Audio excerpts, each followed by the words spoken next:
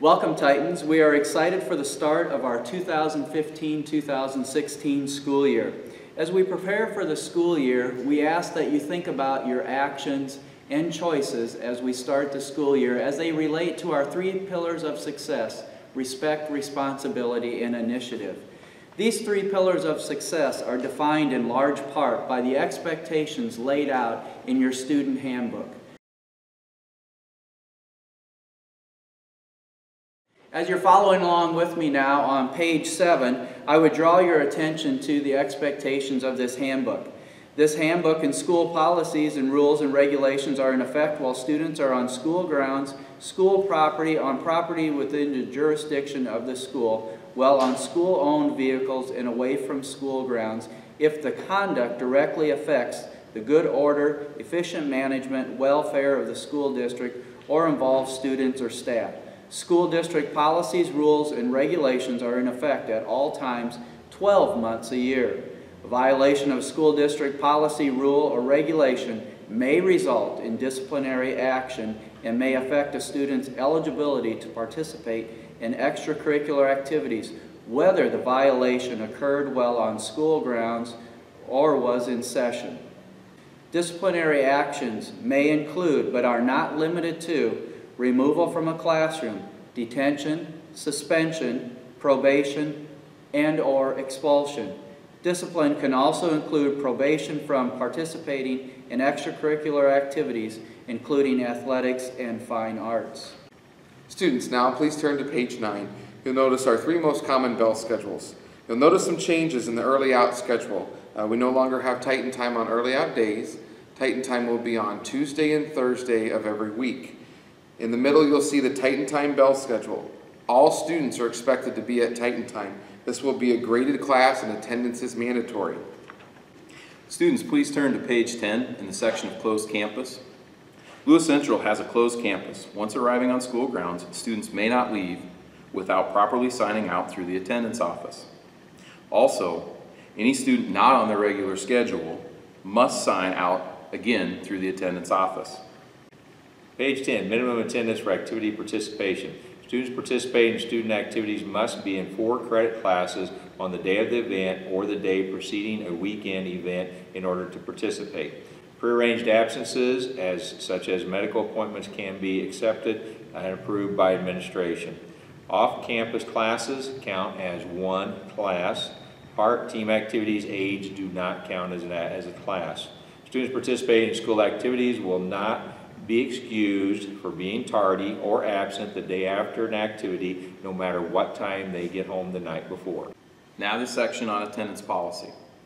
Since failure to attend classes is a violation of school policy and state law, the administration will determine the discipline for students violating those attendance policies. Please remember, any student who accumulates 6 absences in a class during a term may be placed in non-credit status. We also will be working closely with the county attorney on truancy. On page 11, under the section for makeup and pre-arranged work, students who know they are going to be absent must fill out a pre-arranged absence form from the attendance office and make necessary arrangements with their teachers. It is your responsibility to make arrangements to get work made up with the teacher. Students are allowed 1 day for every day absent to make up work. Now students, turn to page 13, the section on the school day. The school day shall be defined as the moment immediately prior to the student's first course of the day and the moment immediately following the student's last course of the day. Students should not be on school grounds during their non-school day hours unless staff supervision has been arranged or the student is involved in after-school activities. Under possession and use of medication, prescription medications are to be kept in the health office. In special circumstances, prescription medications may be carried by the student with parent permission. Students may never have possession of a controlled substance in the school setting. On page 17, dances. LC dances are not public events open to all. Non-students may accompany students and must be signed in advance. In order for students to be able to go to dances, all fines must be paid in order to purchase tickets. Please turn to page 20 and look for the section labeled Student Behavior. Lewis Central has very high expectations for positive behavior. You must attend all classes unless excused by a school official. You will promptly obey all staff members' directions. High expectations can be met by following the pillars of success: respect, responsibility, and initiative. Now turn to page 21 and the section of corridor conduct. Remember to follow all school expectations in our commons areas and our hallways. If you are waiting to be picked up at the end of the day, you are to stay in those main areas by the doors and not wander into any other wing of the building. As soon as the school day ends, students are expected to leave promptly. Please note the information found on page 22 and page 23 on student searches. Article 3A, school officials may conduct periodic investigations of all or a randomly selected number of school lockers, desks, and other facilities or spaces owned by the school and provided as a courtesy to the student. Article 4, automobile searches. The school retains authority to conduct routine patrols of the student parking lots. As part of its routine patrols of student parking lots, school officials may use such methods including, but not limited to, visual inspections of student parking lots, student automobiles, and/or interior of the student's automobile, or the use by school officials or others hired at the direction of drug-sniffing animals to inspect student parking lots and student automobiles. There is a strong connection between a student's appearance and his or her conduct and academic performance. Students and staff are expected to wear clothing that is clean, safe, and in good condition, considerate of others, is free of advertisement, graphics, or language on drugs, alcohol, tobacco, or violence, is free of sexual or disrespectful comments or graphics, and covers the student appropriately. More specifics: headgear and sunglasses are not to be worn by students. There should be no excessive exposure of the top or bottom. No undergarments should be exposed. Appropriate footwear should be worn at all times. Tank tops, spaghetti straps, and other garments that allow for excessive exposure of the chest area also should not be worn at school. The slide you are now viewing gives you examples of acceptable and unacceptable behaviors as they relate to our dress code policy. On this slide, please note there are exposed undergarments, so this would be unacceptable. Here's another example of acceptable or unacceptable as it relates to tank tops. On this particular slide, you have examples of a female student with a tank top that allows for excessive exposure. This particular slide is another example not only of a top that allows for excessive exposure, but the shorts are also unacceptably short for school. Now on page 23, please refer to the section at the bottom on student driving and parking. Remember that the parking lot is off limits during the school day. Any student needing to retrieve something from their vehicle during the school day must have permission from the administration. Also remember that the school is not responsible for the vehicle or any contents inside. In addition, loitering on school grounds and in the parking lot is strictly prohibited, and the violation may result in a citation from law enforcement. Please turn to page 24 and look for the header Academic Integrity and Cheating. Academic integrity is the fundamental value of teaching, learning, and behavior. Cheating may result in disciplinary consequences. One thing to note under the section of nuisance items is that cell phones can be used during passing periods and lunch and with special permission from your teacher.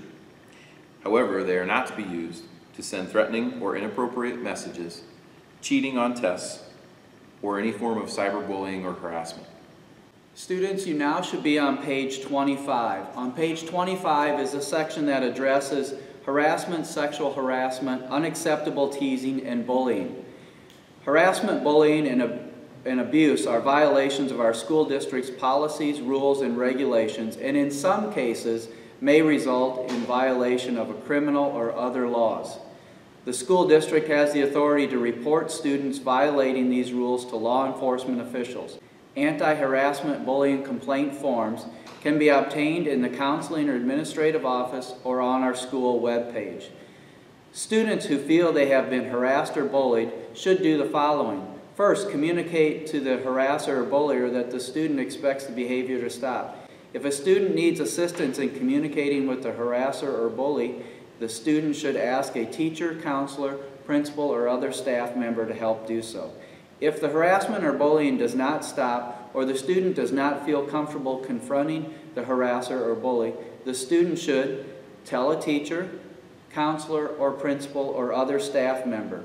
In addition, write down exactly what happened, keep a copy, and give another copy to the teacher, counselor, or principal, including what, when, and where it happened, who was involved, and exactly what was said or what the harasser or bully did. Please keep in mind, harassment, sexual harassment, unacceptable teasing, and bullying behaviors all can interfere with our learning environment, and we will have a zero tolerance for them. Now turn to page 26 and the section at the bottom on the cafeteria. Remember that Lewis Central is a closed campus, and you may not leave for lunch. Suspected violators of this closed campus rule may be subject to disciplinary action, which may include eating in a different location. We also would like you to take pride in your school and your cafeteria and be respectful to the custodial staff and the lunch staff by cleaning up your area, placing your trays in your proper locations, cleaning up any spills, and staying seated until the bell rings. Please turn to page 28 and 29. Here you'll find the disciplinary matrix for consequences. False statements. False statements are knowingly making fraudulent, false, or misleading statements and are a violation of school policy and will result in disciplinary action. Notice under the category tobacco that e-cigarettes and other imitations are included and may result in a suspension. Under the section drugs, possession, use, or under the influence of illegal drugs, alcohol, controlled substances, imitation substances, or paraphernalia may result in a suspension up to 10 days out of school, police notification, and possible expulsion. Bullying, meeting the criteria as defined in this handbook, may be a suspension of up to 5 days out of school. On page 29 at the top, fighting or attempt to physically harm one another through mutual combative physical conduct may be a suspension up to 5 days. Now on page 29, please note the two paragraphs at the bottom. Follow along as I read these two paragraphs aloud. Students assigned a suspension will be required to complete a reflective problem-solving writing assignment. Within this reflection, students will be asked to consider the situation of their discipline issue, options they had when the incident occurred, disadvantages of their possible choices, and advantages of their possible choices. And finally, the best solution for their situation. Failure to complete this required reflection will likely result in additional suspension time in our ALC room. Students that take responsibility for their actions in a discipline situation and willing to share all needed information in the investigative process may receive a reduction in their disciplinary consequence. Students, please refer to the bus matrix on page 30. This matrix is in addition to those contained in the discipline matrix. All expectations and discipline responses contained in the student handbook are in effect for school transportation, bus stops, and other school-related activities. Please make special note on page 31 and 32 of Lewis Central High School's grading policies. Page 34, academic eligibility for extracurricular activities. In order to be academically eligible to participate in student activity programs, the participant must be a full-time student, must maintain a grade point average of 1.6 C- or higher each term, and must not be failing classes at the conclusion of a term. Senior students that have accumulated 50 credits can be considered full-time student by taking 4 different credit courses with parent approval. You must also pass 4 classes each trimester and have no Fs. Students that do not pass a minimum of 4 different credits in a trimester will be ineligible until the next trimester that they complete and pass 4 different credits. They must also maintain a grade point average of 1.6 C average or higher the previous trimester. Students, one important note is graduation requirements that are found on page 36. On the top of page 28, under visitors and guests, all visitors must check in at the principal's office. Students, please turn to page 40 in the section on technology acceptable use policy. Students, be aware of the content on page 40, 41, and 42. Also pay special attention to pages 43 and the unacceptable usage and pages 44 on students' responsibilities. Now please turn to page 46 in the section on violations to the acceptable use policy. On page 46, violations of this acceptable use policy. Violations of this policy may have disciplinary repercussions, including but not limited to suspension of network, technology, or computer privileges, notification to parents or supervisors, detention or suspension from school or school-related activities, or legal action and/or prosecution.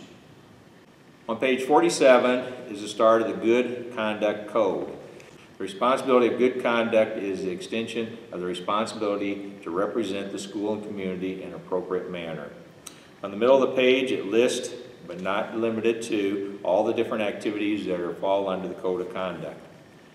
On page 48, the 16 violations are listed on pages 48 and 49. The 16 violations are broken down into 3 sections: violations 1 through 4, violations 5 through 9, and violations 10 through 16. On page 50 and 51, penalties for each of the levels are listed. If you're involved in any school activity, it is your responsibility to read and abide by the Code of Conduct. Students, this concludes our highlights of your student handbook. Please keep in mind it is the expectation you are aware of all contents contained in the student handbook. As I mentioned in the introduction of this video, this handbook clearly defines our 3 pillars of success of respect, responsibility, and initiative. At this time, please complete page 53, remove it from your student handbook, and provide it to your Titan Time teacher. On behalf of the entire administrative team, we hope that we have an excellent 2015-2016 school year. Go Titans!